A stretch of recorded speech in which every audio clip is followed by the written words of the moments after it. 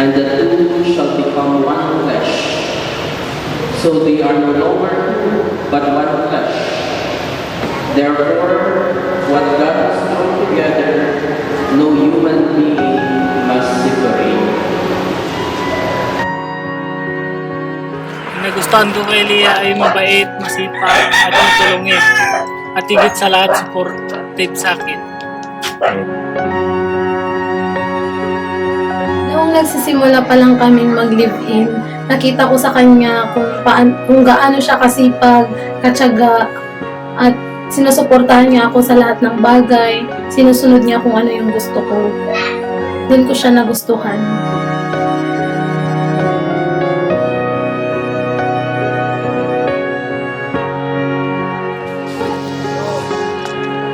Mensahe ko sa kanya, magsisikap kaming magtrabaho para makamit ang aming pangarap sa buhay. Ang pakiramdam ko ngayong ikakasal na ako sa taong mahal ko ay excited dahil finally magkakasama na kami habang buhay. And syempre, magiging apelyido ko na yung apelyido niya.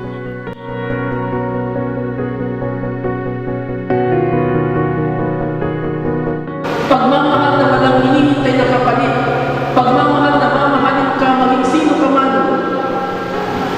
Pagmamahal kahit na ikaw ay makasalanan, handa niya pa rin ibigay ang kanyang pagmamahal alang-alang lamang sa pagmamahal. Kaya ang pagmamahal ng Diyos sa bawat isa sa atin ay unconditional.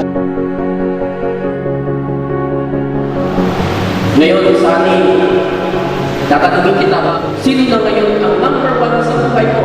Ituro mo dito, Sani. Number one lang ni Sani, hindi si Leia. Ang tinuturo ni Sani, si God. Ikaw, Leia May, sino na ngayon ang number one mo? Tama, sagutin niya. Sana Sani, panatilihin mo yan. It should be number one, Jesus. Siya dapat ang maging sentro at number one ng buhay natin. Ang may papangako ko sa kanya, hindi ko siya papayakin at mamahalin ko ng sobra na alagaan. Higit pa sa buhay ko.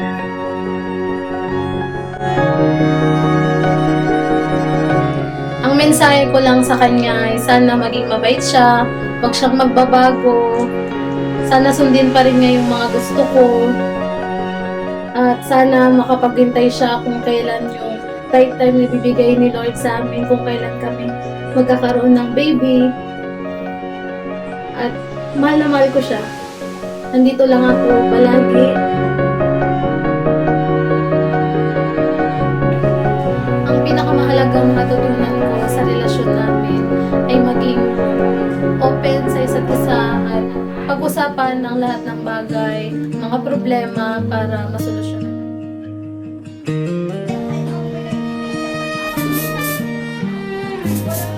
Sa ilalim ng bituin, pangako'y akin lamang. Hawak kamay sa dilim, damdamin di matitinag. Ang puso'y tumitibok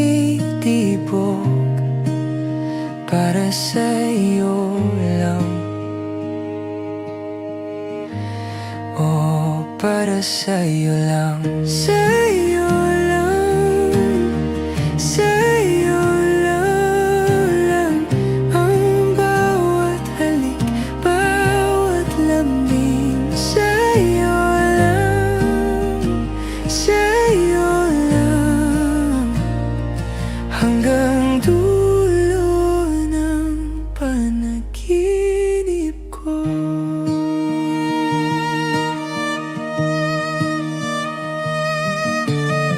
Sa simoy ng malamig na hangin, may awit na iniukit natin, mga pangarap ating tatahakin. Tangan mo'y tahanan ng damdamin.